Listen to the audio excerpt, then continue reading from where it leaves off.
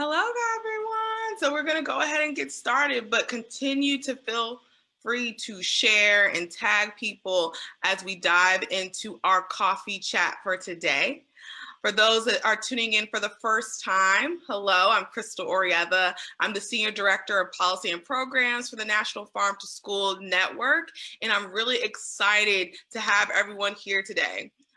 So for those that don't know about Nfsn, and this is the first time you're tuning in, just a little bit about the National Farm to School Network, right? We are an advocacy and networking hub for communities working to bring local food sourcing, school gardens, food and agriculture education into the schools and early care and education settings. Our mission at the National Farm to School Network is to increase access to local food and nutrition education, to improve children's health, strengthen families, farms, and cultivate vibrant communities. And we do that through advocacy, people, and resources. So for us, that just means connecting people to policy, and people to the information that they need to transform their communities. And so in October, last National Farm to School Month, we were really excited to launch our call to action. This is what is guiding our work for the next 5 years. And that call to action is by 2025, 100% of communities will hold power in a racially just food system. And so that mission and vision is really what helped inspire these coffee series. So our idea is, how do we continue that conversation?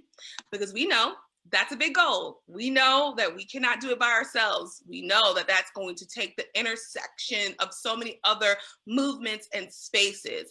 So this is just our way to broaden that conversation, to continue to have that conversation and bring more people, voices, and ideas to the movement by leveraging our platform. And so we want to also say thank you to the National Co-op Grocers for their support of the National Farm to School Network, and their support helps to make these coffee chat series possible. And if you're interested in sponsoring these coffee series, please reach out to Nfsn to learn more. So today, everyone should know that this is Women's History Month, right? One of the best months to really center and celebrate women. And so on our conversation today, we really wanted to take the opportunity to talk to some of the women of Nfsn, my awesome programs and policy team women, because we do so much of this work in whatever space you are as women, right? And usually we're behind scenes, and a lot of people don't know the people that make everything happen. And you might see the heads of organizations, but you don't see all of the players that are part of making the work happen. And I always believe this truly when we're talking about, I said this during Black History Month, Women's History Month, any month, to me, when you're celebrating and centering a group, it's all about how those individuals are living history right now in this moment. And so I believe that every woman has the opportunity to transform her communities by showing up and transforming her day, her world, her family, right? In any way. So we are all living history in the choices and decisions that we make. So I want everyone to feel empowered in that. Your name doesn't have to be in lights, and you don't have to go down in traditional history to be transforming your community. So I have my awesome team with me, and I want to give them all an opportunity to introduce themselves before we dive into some questions. So we'll start with you, Karen.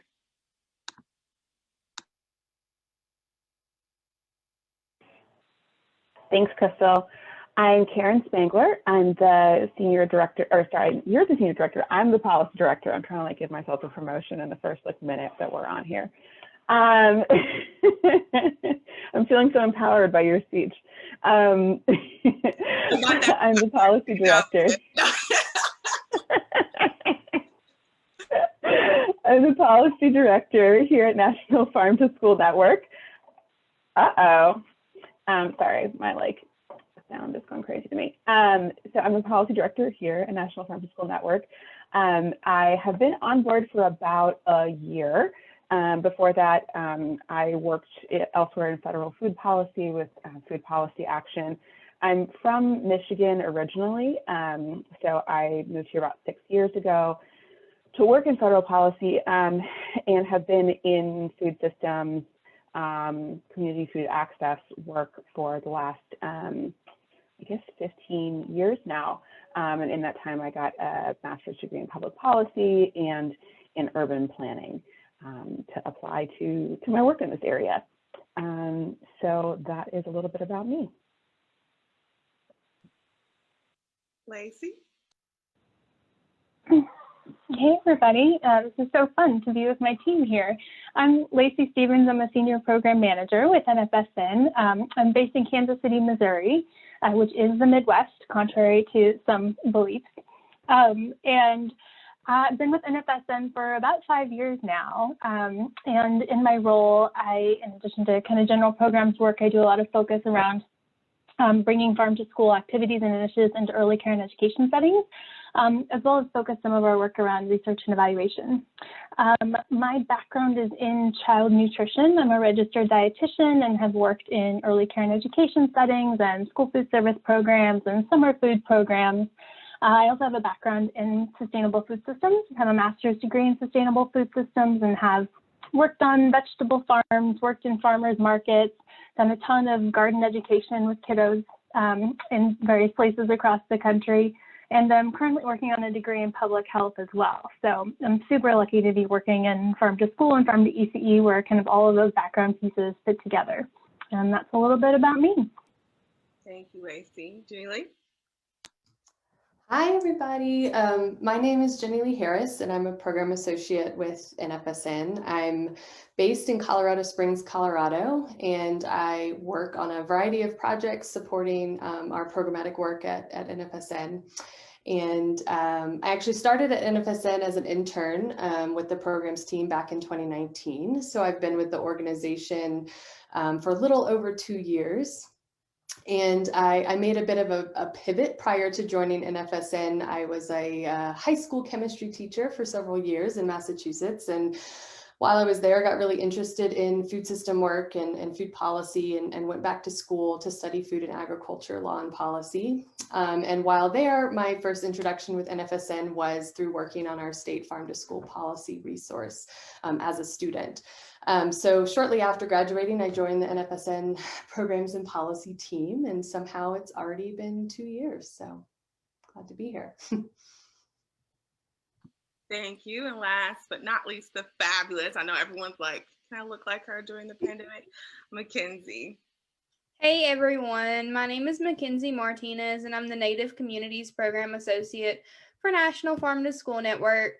I recently rejoined the Nfsn team in December of 2020 after previously serving the organization as a partnership communications intern back in 2019.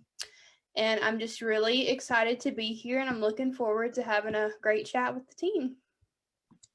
Thank you. And I'm really excited to get the opportunity to dive in and learn even a little bit more about my team as we dive into these questions. And so for everyone tuning in, this is a very laid back conversation where we try to have really open dialogue and have fun and learn about each other. And we suggest, if you'd like to, that you can participate by putting your thoughts in the chat and conversating with each other as well. So I'll go ahead and dive into the first question. So anyone can answer it, but I'll always start with one person to start us off with answering each question. So how would you say being a woman in this work looks like for you? And it could be women if you work specifically in policy or just women in the sense of the nonprofit world. And we'll start with you, Karen. Yeah. It was honestly a little bit of a challenge to think with this question for a minute, because it was like, I'm thinking about the fact that I've always worked in, pretty much always worked in the food system field, which is really women dominated, predominantly women. And so almost all of my, colleagues, supervisor, directors of organizations, have almost all been women. So it's a dynamic that I personally, I think, didn't necessarily have to think a lot about in terms of like how it affected me individually. I definitely thought about how it the dynamics like societally in terms of, you know, like what does it mean for the profession being valued and compensated and things like that, but not as much interpersonally. I will say that moving that in DC and in the policy world, it's probably some of my first real experiences with workplace sexism, right? Like being a younger-ish woman and for the first time really encountering like a dynamic of, oh, this person just like talks to his friend over here who's also a middle-aged man and doesn't like loop me in even though it's specifically my job. Like, and it took me a while sometimes to figure out like why that happens. And I was like, oh, okay. So it's something that is a little bit, yeah, it hasn't, I think, held me back tremendously, but it's also something that I didn't have to deal with, I think, until probably much later in my career than a lot of people probably.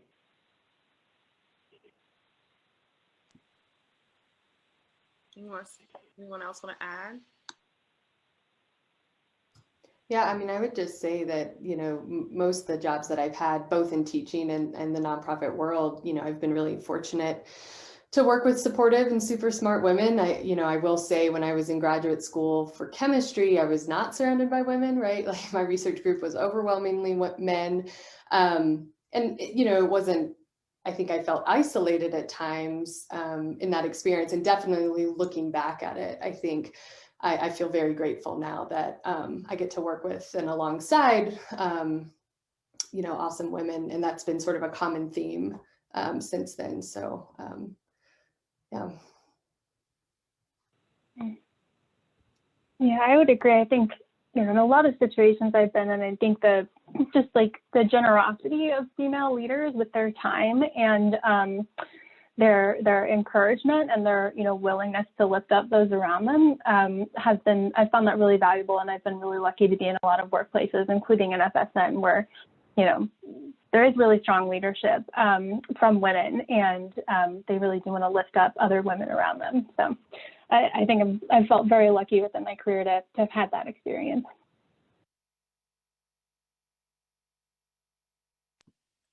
Yeah, I think similar. I worked in government, corporate America, nonprofit. So all those sectors really look different between the dynamics of race and sex. And to that point about there's something always kind of different about I've experienced with leadership of women that I've worked under about really elevating and center and helping. It's something that I think sometimes could be a different style that you see in women that are leaders that is different. And I always found myself more protective of women in leadership positions and wanting to ensure that I feel like their voices and they are respected. So I see like that sisterhood show up in spaces where you have a lot of women working together. And to that point of like, there's a lot of women in the nonprofit space, like Karen mentioned, and you see a lot of women in this movement of farm to school. So what role do you feel women have played in this movement in particular? And we'll start with you, Lacey. Sure. Well, you know, I think going back to this whole root and concept of idea of school food and the fact that it is a community responsibility and activity to ensure that children have access to good food is rooted in women's leadership. You know, you know, you spoke to a little bit, Crystal, that it's that leadership of women that see that opportunity for community to be that place and that support for children and families. You know, going back to, you know, the start of what we know now as kind of school lunches and school meals. It was women's organizations who were leading that, you know, looking at the start of school breakfast initiatives. It was, you know, the women of Black Panther Party who are initiating that and, you know, created these incredible models that are the basis of how we ensure children have access to food today. And I have to give a shout out to one of our advisory board members, Jennifer Gaddis, who has an awesome book called The Labor of Lunch that really dives deep into the role of women in creating these structures and, you know, the valuable leadership of women in providing food and care to children and that community-based approach of providing food and care. And I think it's also really important to remember that school food service providers, early care and education providers, their fields dominated by women. It is women who are driving this work and who are, to your point, Crystal, transforming their communities and their everyday activities. And on top of that, I think it really is that kind of maybe characteristics of leadership that are more associated with women that are really vital to the growth of food system work, and specifically farm to school. That ability to lead with empathy and that ability to think about things in a systems way, and to be able to look at relationships and prioritize relationships and seek out collaboration and, seek out and communicate across sectors. That is really vital to the growth of farm to school in general, but also food systems movement, school food. And so I think, in addition to those women that we hear about and are elevated, it's also the women who are building those connections and collaborations behind the scenes to propel the movement and propel partnerships.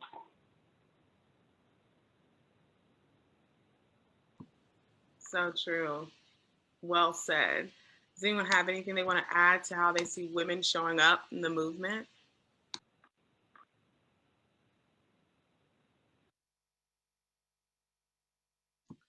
All of a sudden, I think that, oh no, Karen, were you going to say something? Yeah, I was going to say, I guess I feel like it's really varied because, to be perfectly honest, I'm not really like, I think maybe because, like I said, some of my experiences of like sexism in the workplace weren't until much later in life. I feel like I've had just as varied experiences of like women supervisors, women directors. I've had women EDs who are conflict avoidant and male EDs who are conflict avoidant, and who were, secure and insecure. And so it's just interesting because I do think that like, I feel like the positionality in other ways of women in the farm to school movement is maybe more important or more relevant. I think probably in terms of like, are you the head of the foundation, or are you trying to, start a school garden at a place where you are a paraprofessional or, a part-time school food service worker? Like those are probably really different experiences, even within sort of like, the range of women's experiences in the movement. Mm-hmm. That's really true. That was really kind of something I was thinking about. I think even when we talk about the movement as a whole and what that looks like, I think a lot of women, to your point, are in the work, but not the movement. And it's because of just that positionality of feeling like, well, I'm just doing this because I'm doing this because this is what my community needs. I feel like this is a solution for my community, and they're just moving. And then there's like this infrastructure of the movement that has become its own like institution. And then that's the position of like leaders, quote unquote, right? In the traditional sense that we see in this space. And I think that does look different in the movement. And to the point Lacey made, I think all of those movements have really been built off of the backs of just people that were just moving based on what their community needed. And then with most nonprofits and most movements, they become kind of co-opted into industries that look different, right? In the whole industrial complex of the nonprofit world. So I think that positionality is so important. And that kind of question feeds in because we talk about the different roles and what that looks like. And so, having this conversation about women, right, being predominantly in the nonprofit space and this movement in particular being a lot of women, but there's also that layer of race, right? When you also look at women, and it's a lot of white women, particularly in leadership positions in the nonprofit sector, and also in this movement as well. So how do you think that white women can show up better for women of color and men of color in this work? And we'll start with you first, Jeannie Lee. No pressure. Yeah. Yeah, thanks. I mean, there's so many things to dig into with this question. I think white women can show up better for women of color, men of color, people of color. by first really recognizing, and I think not minimizing or gaslighting sort of the power that we do hold in the workplace and in society. I think, we are closely positioned, white women are closely positioned to and benefit from the structures of patriarchy and racial capitalism and white supremacy. And I think it does ultimately more harm to distance ourselves and sort of pretend that we don't have that power. And that sort of digging in and wrestling with those things is really important. Sort of as a first step. I think also I'd say, that white women need to be engaging in self-reflection on what our personal and working relationships with people of color and communities of color really looks like. Are these relationships based in trust? Are relationships genuine and authentic? Is sort of the way that we're going about our work. Are we tokenizing? Are we participating in performative allyship? And I think if we're not truly collaborating with and deferring to people of color and really taking a collective action approach to food systems change work, I really think, we just need to reassess what we're doing because we're likely taking up too much space and causing harm. So I think, ultimately we need to sort of stop centering ourselves in the work and, not stop doing the work, both at the individual and systemic level, but essentially get out of the way and look to the leadership of women of color that are and have been for a really long time leading the way in this work. So there's potentially a lot more to say there, but those are my initial thoughts. Yeah.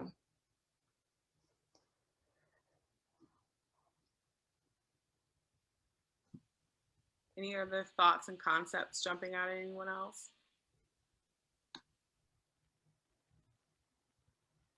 I was going to say, Jenny Lee always addresses things so well. It's lovely. Very thoughtful. Thanks. Yeah, I definitely think that there's this, I hate to use this word, but it's the word that comes to me. But I feel like sometimes there has to be this reckoning in spaces for real transformation to happen. And I've been part of a lot of tables that were in particularly for women. So it was diverse with women of color and white women and having these conversations around gender equity and race equity and the intersection of that and understanding that. And there is this sensitivity that sometimes happens for me that I've experienced in this space of not wanting to also own the harm. It's hard sometimes for groups that have been genuinely oppressed or marginalized to then also understand and hold the weight of when they are the oppressor and marginalizing individuals. And I feel like in the conversation of gender and race, that becomes so complicated. I was giving a keynote the other day, and I brought this up as an example of how we talk about the feminist movement. Everyone knows that knows me, knows I'm not a feminist because that movement wasn't for women of color, it was just built on our backs, and it was for white women. And so it does not, to me, center women of color. So I don't see myself in that movement. And I was talking about how that movement was built with the idea of bringing the collective of women together, but the ability not to understand the intersectionality of race and create space for that, for me or other women of color to genuinely show up as whole people and talk about how race plays a part too, alienated a lot of women of color out of that movement. So even if we talk about the difference of pay, right, scale, and we always have this pay gap conversation about women, and to men. But if you dive down deeper into that intersectionality, white women make more than Black men, right? Like, which is a conversation usually not put on the table and not articulated. And that's not just Black men, that's a lot of men of color. And so when you have this conversation and it's hard for people to hear, and some men of color to hear that they're part of like an oppressive system when they have no power, but it hasn't, they have not dived deeper into understanding. When you say men and you say women, and we're going to talk about this intersection of race and sex, who really holds power? Who really doesn't hold power? And is it simple as the conversation between genders without the layer of racial equity? So yeah, Julie, I think that that's so important, just that understanding, creating space, and really this reckoning of like being able to hold these two truths that, you know, you can be oppressed and be the oppressor, and having to own those two realities so that there can be true healing.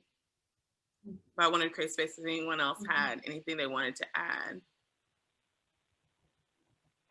Yeah, I was going to say it's actually interesting because not related to farm to school, but I think this is sort of maybe true across like helping professions or people who are like more, you know, broadly like trying to do good, like with their work that they're doing for, you know, for a livelihood, because, you know, in the UK, there was a documentary, I think like a television documentary, half hour, that was out on BBC 2, 4, something like that, about the Black maternal mortality rate in like NHS hospitals in the UK. And reading the comments on it, like all of these white midwives, you know, were coming out of who are the kind of sort of standard of care professionals for maternity care in England, were coming out of the woodwork saying like, oh, great, like we're so overworked. We've been like, you know, suffering under COVID and in the hospitals working this entire time, caring for our patients. And like, nobody cares how hard our lives are and undervalued our profession is. And it's like, yes, like our probably, I don't know for sure, but like midwives underpaid as a profession compared to other medical professionals in the UK, probably. And also like, this is a half hour of time devoted to talking about like, you know, actual like mortality and harms. So it was just such an example of what you're talking about in terms of, I think that can be magnified when people who are sort of in like helping professions are being asked to examine their position in particular. And I just wanted to add too, I think what you brought up really reminded me too of this concept of, you know, there's a recent book that came out by The Sum of Us called The Sum of Us by Heather McGhee, and, you know, really looks at this idea of this zero-sum game, and this idea that, you know, progress, rights, you know, joy, like anything for one group of people means you're taking it away from another group. And that, you know, really just sounds, I think that just continues to show up as a very clear sort of thought pattern for me when I'm looking at, you know, a lot of these conversations about what it means to sort of shift from the center to the margins and really take a more collaborative whole, you know, collective action approach, where you have sort of stakeholders of all kinds and sort of working together toward one sort of goal. I think, you know, we're just it's not often sold that way or even felt that way. It's viewed as, you know, whatever I gain, someone else loses, or if someone else gains something, then I'm sacrificing something. And I think that's just continued to be a very problematic and harmful framing for actually wanting to see, you know, work together and see systems change and people's lives change. So that's been really eye-opening for me, that framework. Yeah, that makes me think about, you know, to your point, Crystal, around this need for a reckoning and how, but it has to be a reckoning at so many different levels. You know, if we don't individually come to the table having had those realizations and having been able to reckon with that individually, then we can't change the spaces. And so, you know, how it takes those many layers and layers of time, you know, to do the individual work and then to come to our spaces that we're in and work within those spaces to move towards that opportunity for collective action. No, so true. I think it's such a complex and layered conversation. And to the point you just made, Lacey, it has to happen on so many levels. What we've been doing here, even at Nfsn, we understand that if we even want to attempt to do this work, that each of us as staff have to do it as individuals, then we have to do it as an organization, as a collective, and then we have to do it in the output of our work and how we do our work.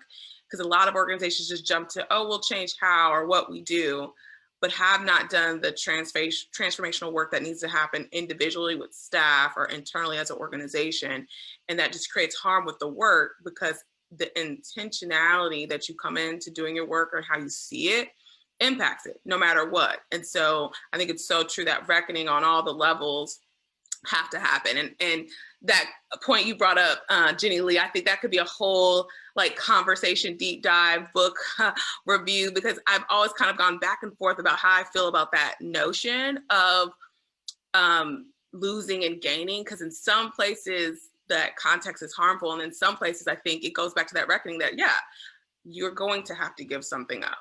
And you not understanding that is part of the problem too. And so it's like, but how do you balance? Because you're not giving up your right to liberty and freedom and happiness, but you're giving up power, you're giving up some resources, you're giving up some seats at the table. So how do we find that intersection between two, where it's as a sacrifice of something that you're holding that was never supposed to be only yours to hold, but then it also leads to not really losing something, but gaining something where we're all prospering. And I think meeting those two theories, intersecting them together is going to be so key as we move forward. And so the next question on this topic, going back to talking about women in the nonprofit space and what that looks like.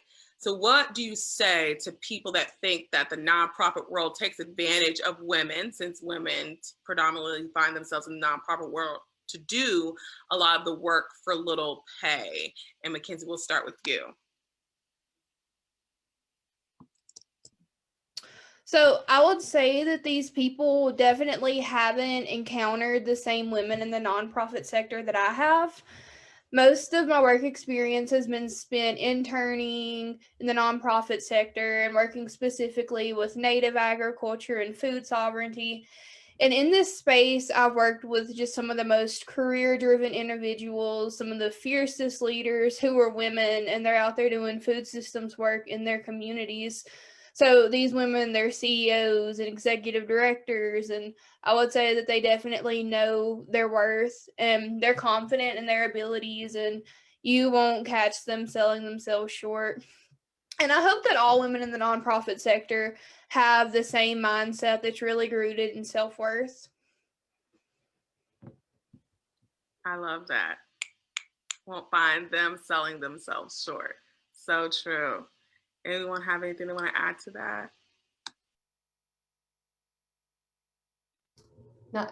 Not to take it in sort of a different direction, but this question does make me feel like I got kind of stuck in a chicken and egg situation, because I do think that, the nonprofit industry, right, is primarily composed of women, and we're often, sort of giving ourselves to sort of this passion work, as it's sometimes described, right? But I think you could also sort of describe it as capitalism. I think nonprofits are a very vital component of a well-oiled capitalist system, and if not careful, right, can be exploitative. So I think that's where, and I don't know, that's not necessarily a function of women, but us being sort of, dominant in the field. I think that's like just a tricky tension there that I struggle with sometimes.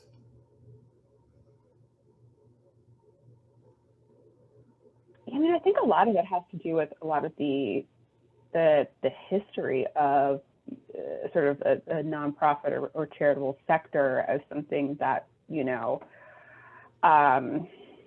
lot of ways was really like envisioned, like legally structured, funded on the assumption that it was like sort of upper class white women doing like good things with like extra time. So, which is really the way that a lot of like assumptions about funding have historically been that like, oh, like a nice company will give us, you know, like extra donations for Goodwill. And then, you know, it will, like as Jenny Lee said, sort of help keep the machine like oiled and rolling. But I don't know that it necessarily has to be that way. I will say I did almost decide to go to business school because of that reason, because I was like looking at, you know, just in general, right? Like in terms of security, ability to make decisions about your career personally, right? Like money matters. And so there are like real choices and limitations about what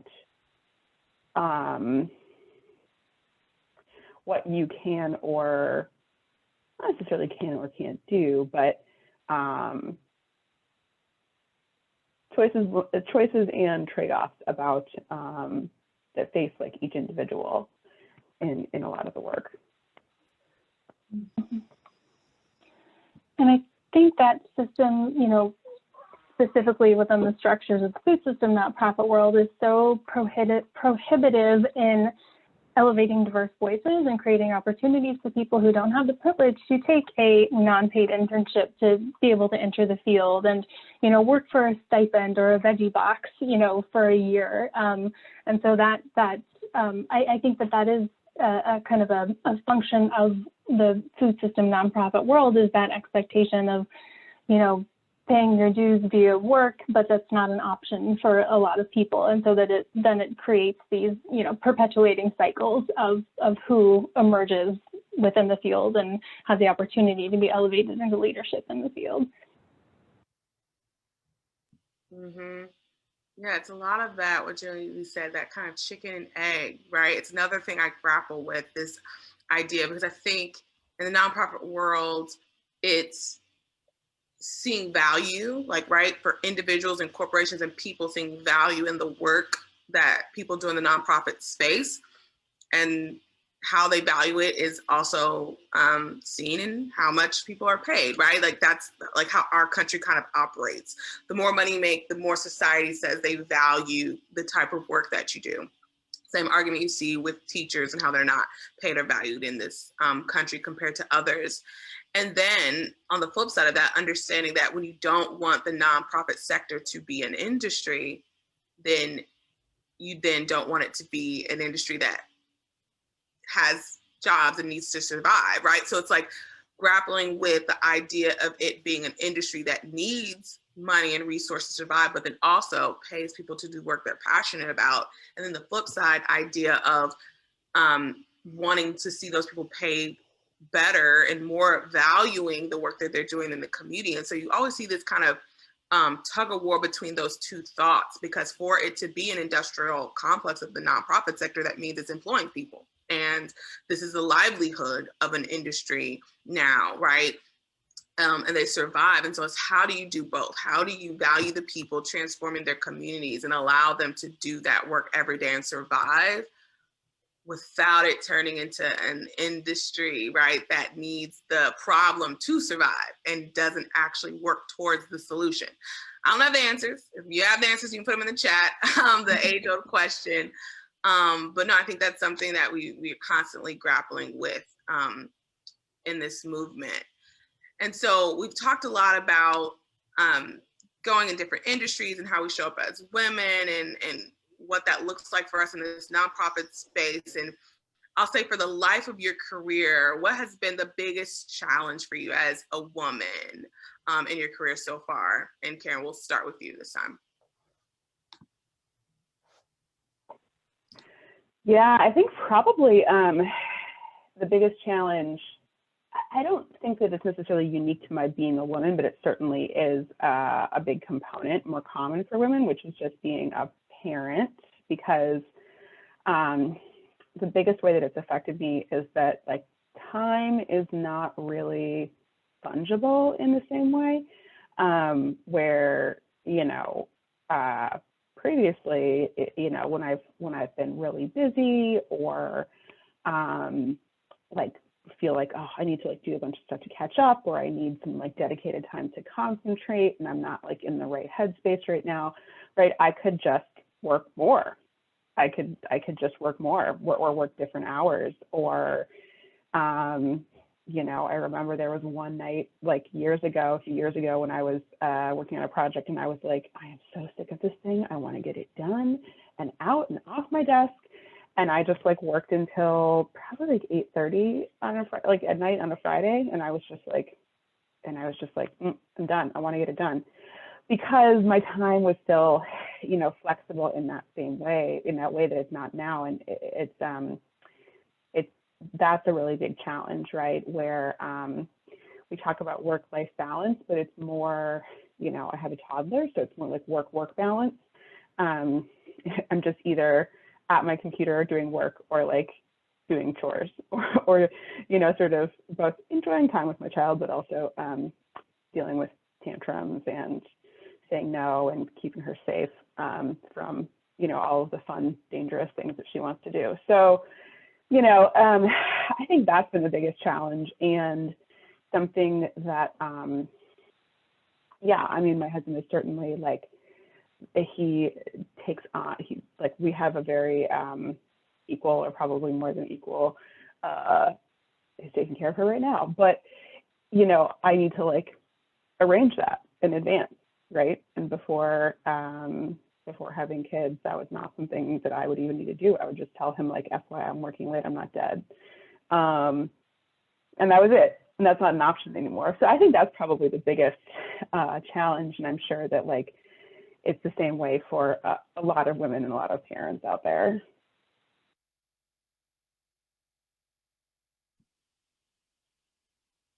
Anyone else have any other challenges that they've experienced they want to highlight so far in their career?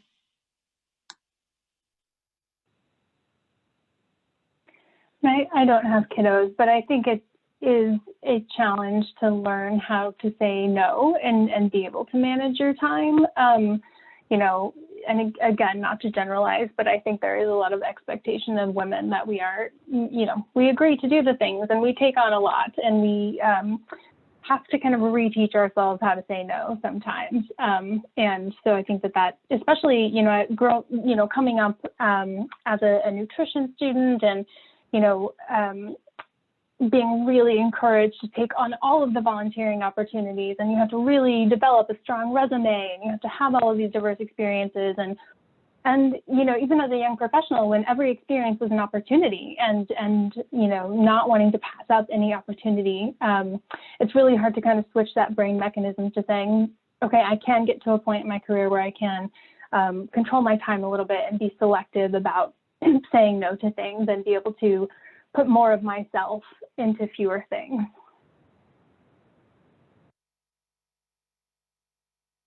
Yeah, I think that's key, right? I think all the women on this call right now struggle with that one of saying no and managing our time and being able to feel like we can do that, right? We can say no. I think when I saw this question and it came to me, I was really thinking about I think like one of the biggest challenges has really been confidence in myself as a leader. And I've seen that evolution of myself when I go back to my early years in the work and different spaces, if it's corporate or government or the nonprofit world, to like show up very unapologetically myself and allow myself to do things the way that I want to do them and not feel like I need to conform. I think that's been the biggest challenge of my whole career, is landing in that place of comfort and internal validation, because a lot of times we seek external validation. Other people say we're doing a good job and what we're presenting is good and valuable and worthy.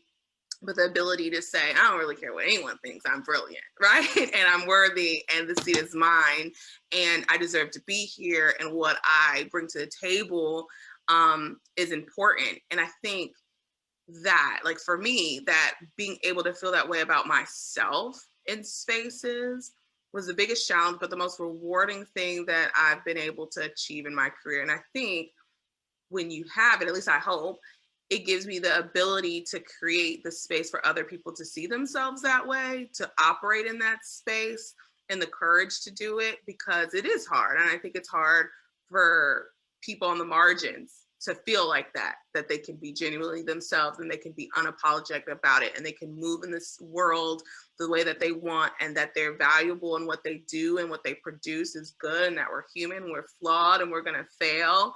But that doesn't define us. But then once you're secure in that, I think it allows you the space to be brilliant.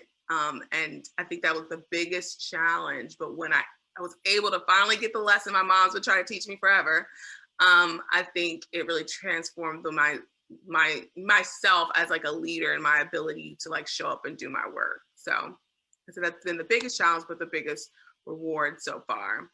Lacey, did you want to add something before I move on? I want to make sure. I think I saw you come off mute.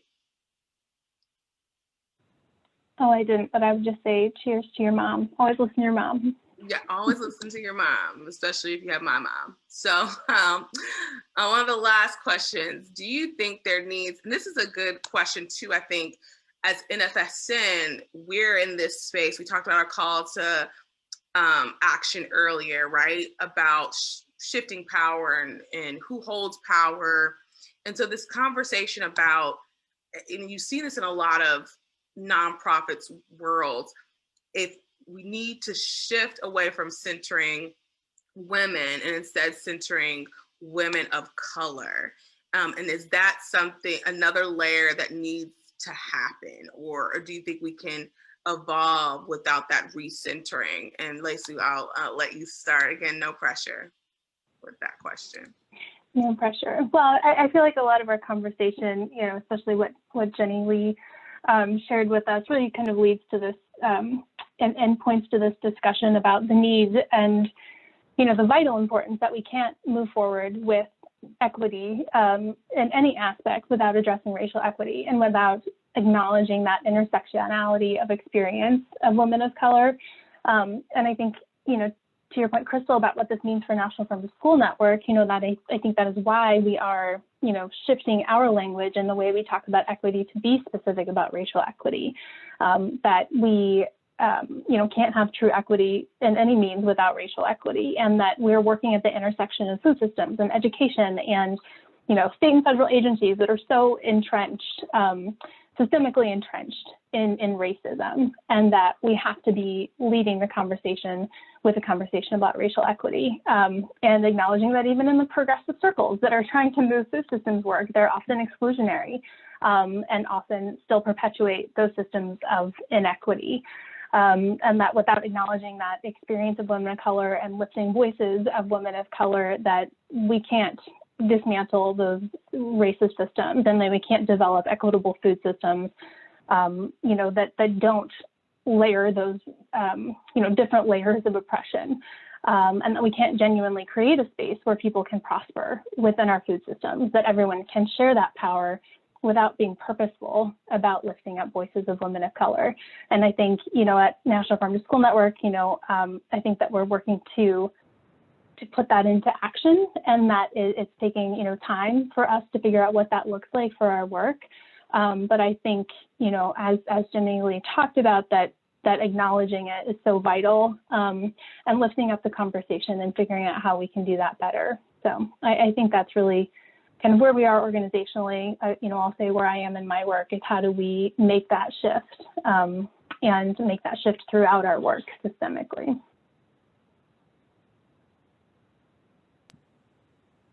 Yeah, one area that I feel like I've been seeing it show up in the policy space is some of the discussion about socially disadvantaged farmers and ranchers as defined by USDA, so for outreach policies, outreach for, so, you know, currently there are in some statutes where it's defined to include women. In some of the programs, the program, but not the definition, also includes veterans. And in addition to, I think the wording is like people who are part of groups that have been discriminated against historically for racial and ethnic reasons, or because of racial and ethnic group. So, you know, that's really a big question because, again, right, as you're like trying to recognize, like, yes, like women deserve to be on an equal footing in farming as men, and often, like, historically haven't been considered, you know, they're not the farmer, they're the farmer's wife. But also, again, like, is that fulfilling the intention of the program? That, you know, whereas where like a white woman farmer may not have or isn't necessarily experiencing these effects of like generational land theft and, you know, being prevented from building wealth and those kind of things. So I think there is going to be more attention to like where that fits and disaggregating the assumptions that like, you know, oh, farmers of color and women and veterans and beginning farmers, they're like all in it together. I mean, because in some cases they are, and in other cases it's going to be important to make that distinction and understand where that power differential is happening. So true. Any last words?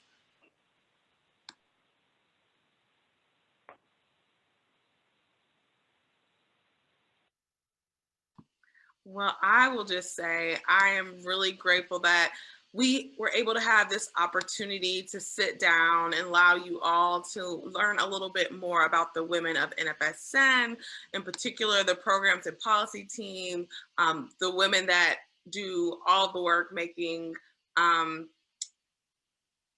policy change, the programmatic work, all the shifts, right, that you see on the front line. We have a new man joining our team, Tomas, so I don't want to leave him out or not elevate his voice in the work and what he contributes to the team. But it's a team strong of majority women that show up every day to really transform the food system and help us move towards that call to action that we mentioned earlier, that 100% of communities hold power in a racially just food system. So if you are interested in joining us in this movement and this call to action, we want to make sure that you like and follow us here on Facebook, join our e-newsletter to stay up to date on next month's coffee chat. And you found this conversation valuable, we'd appreciate and welcome you to donate to us. And again, you can find that on our website, and we will drop the link here in the chat so you can stay connected with us. And everyone, just reach out to someone this Women's History Month that you feel is living women's history by transforming your life or your community, and make sure that they feel valued, because we have to remember that this is not just elevating the individuals that are going to be etched in our history books, but the ones that are going to be etched in our minds because they have touched us in some way. Everyone that knows me well knows I live by a quote: greatness is not a measure of who you are, but the impact you have on others. So I woke up today to be great. I, again, want to thank everyone for tuning into this conversation. Please share and tag others. The great thing about it being recorded and live is that people can plug on after we've logged off. So again, thanking everyone for tuning in, and we'll see you next month. Bye, guys. Thanks, bye.